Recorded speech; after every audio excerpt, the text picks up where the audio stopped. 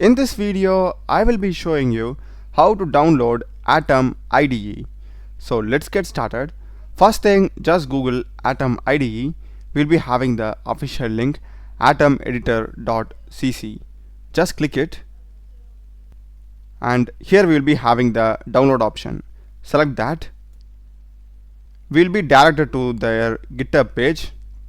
If you just scroll down, we will be having the downloadable link for different operating system, for example Mac, Linux and Windows.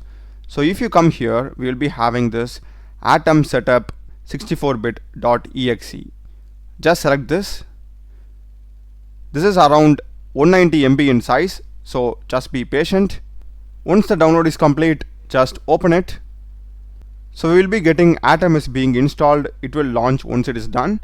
Just be patient for a while. And that's it. We'll be getting the Atom editor opened, and also we'll be getting a shortcut. You can just open your project and use it. That's the video, guys. Do check the playlist of my channel. There are a lot of videos in programming and AI tools. Subscribe me. Thanks for watching.